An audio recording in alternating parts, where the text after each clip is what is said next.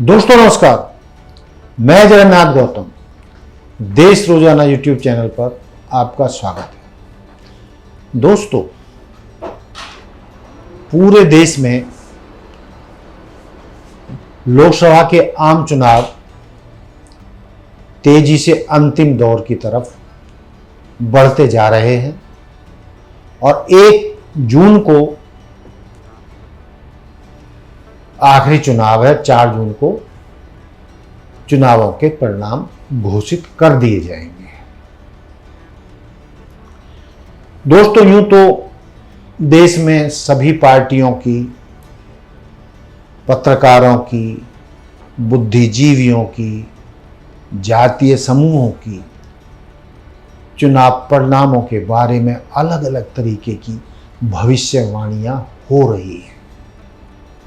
लेकिन बुद्धिजीवियों ने एक बहुत बड़ी खतरनाक आशंका व्यक्त की है कि यदि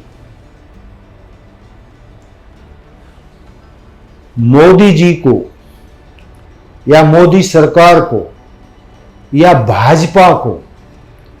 लोकसभा चुनावों में बहुमत नहीं मिला तो हिंसा भड़क सकती है। वो कैसी हिंसा?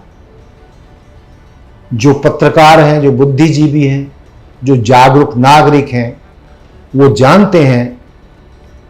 कि आज से 3 साल पहले जब अमेरिका में चुनाव चल रहे थे और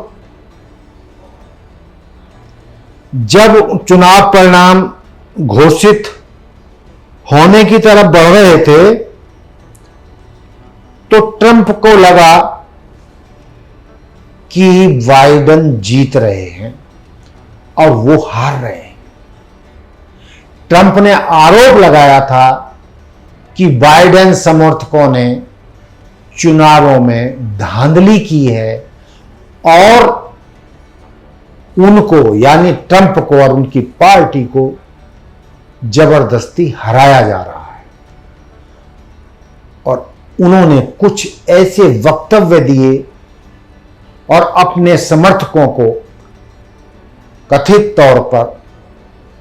ये कहा, यानी हिंसा के लिए कहा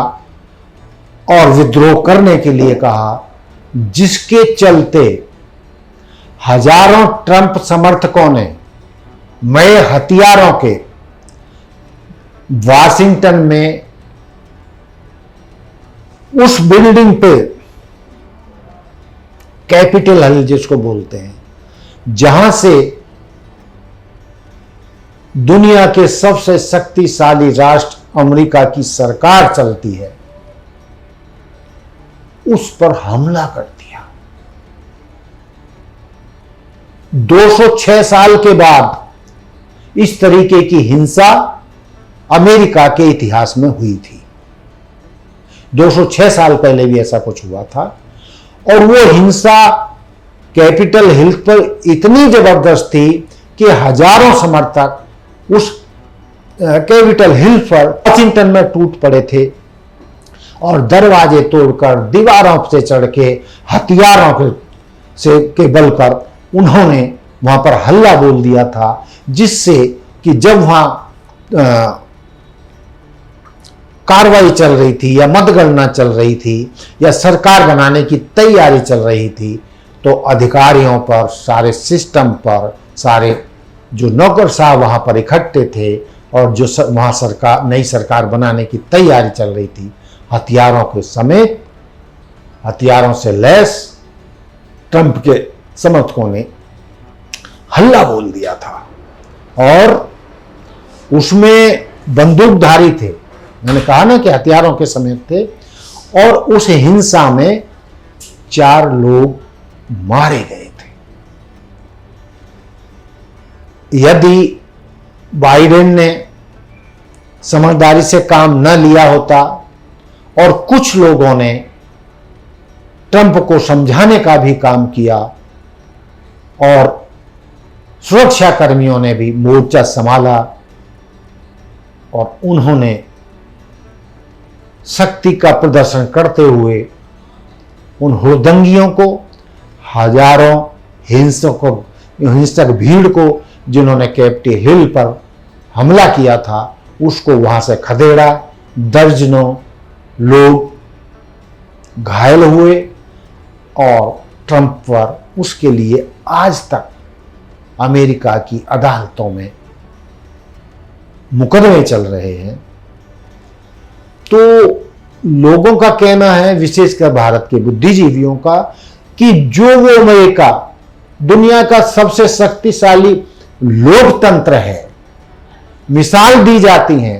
और अमेरिका जहां भी लोकतंत्र की कथित रूप से हत्या होते हुए देखता है किसी भी देश में, वहां पर जाकर कूद पड़ता है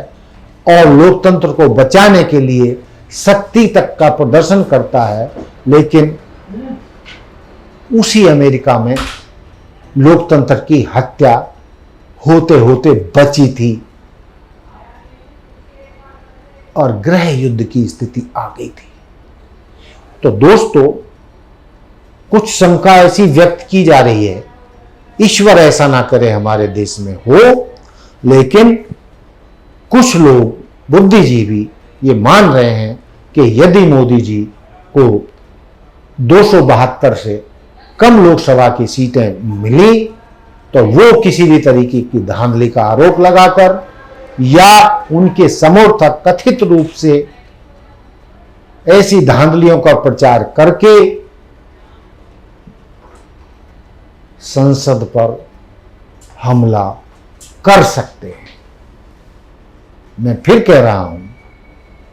ईश्वर ऐसा ना करे और बुद्धिजीवियों की ऐसी आशंका या भविष्यवाणी सच ना हो और हमारे देश में लोकतंत्र के माथे पर कोई ऐसा कलंक ना लगे, तो उसकी सावधानी सुरक्षा बलों को, सभी वो शक्तियां, संस्थान जो लोकतंत्र की रक्षा के लिए तैनात हैं, उनको अभी से सावधान हो जाना चाहिए कि यदि भाजपा को या मोदी जी को 272 से सीटें कम मिली तो कहीं हिंसा ना हो। और अमेरिका में जिस तरीके से कैपिटल हिल्स पर ट्रंप समर्थकों ने हल्ला बोल दिया था, हिंसा की थी, कई लोग मारे गए थे, कहीं संसद पर या कहीं और जगहों पर ऐसे हमले कुछ सिर फिरे ना करें, उसका ध्यान अभी से रखा जाना जरूरी है। और हमारा भाजपा के नेताओं से भी, माननीय प्रधानमंत्री नरेंद्र मोदी जी से भी ये आह्वान है कि वो ऐसी स्थिति हमारे देश में कभी भी नहीं आने दें और उस पर बल्कि उनको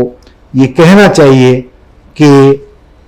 हमारे देश में जो इस तरह की अफवाहें फैलाई जा रही हैं, जो बुद्धिजीवी प्रचार कर रहे हैं, वो सब बकवास है और भारत में ऐसा कभी भी नहीं होगा। और मैं इस बात के लिए प्रशंसा करना चाहूँगा नरेंद्र मोदी जी की कि जब वाशिंगटन डीसी में कैपिटल हिल पर ट्रंप समर्थकों ने हिंसा की थी, हल्ला बोला था, तो नरेंद्र मोदी जी ने उस हिंसा पर चिंता व्यक्त की थी और वो गुरुवार का दिन था। और अमेरिका के वाशिंगटन में हुई हिंसा पर चिंता व्यक्त करते हुए मोदी जी ने कहा था कि लोकतंत्र में सत्ता का हस्तांतरण शांतिपूर्ण ढंग से होना जरूरी है। बता दें कि वाशिंगटन में हजारों की संख्या में डोनाल्ड ट्रंप समर्थकों ने कैपिटल हिल पर कब्जा करने की कोशिश की थी, सीनेट में बवाल काटा था और मोदी जी ने खुद उस अमेरिका में हुई हिंसा के खिलाफ ट्रंप समर्थक हजारों हिंसक लोगों की निंदा की थी और कहा था कि लोकतंत्र में सत्ता का जो हस्तांतरण है वो शांतिपूर्ण तरीके से होना चाहिए। तो हम मोदी जी से भी और भाजपा के समर्थकों से भी या मोदी भक्तों से भी यही संभावना या उम्मीद करते हैं कि भारत के इतिहास में कभी भी ऐसा काला दिन देखने के लिए नहीं मिलना चाहिए और लोकतंत्र की रक्षा अवश्य होना चाहिए। यहाँ पर जनता का राज चलता है, हिंसा के द्वारा यहाँ सत्ता का परिवर्तन नहीं होता है, यहाँ वोटों के द्वारा ही सत्ता का परिवर्तन होता है। और इसी के लिए देश के 144 करोड़ जनता को हमेशा तैयार रहना चाहिए कि हमारे देश में जो भी हो लोकतांत्रिक तरीके से हो और अहिंसक तरीके से हो, कहीं भी हिंसा का प्रयोग ना हो। तो दोस्तों, ये था मेरा आज का मुद्दा। देखते रहिए देश रोजाना। जय हिंद, जय भारत, जय संविधान। नमस्कार। हमारे साथ जुड़े रहने के लिए देखते रहिए देश रोजाना का YouTube चैनल सब्सक्राइब कीजिए। साथ ही देश रोजाना की खबरें सबसे पहले देखने के लिए प्रेस कीजिए बेल आइकन।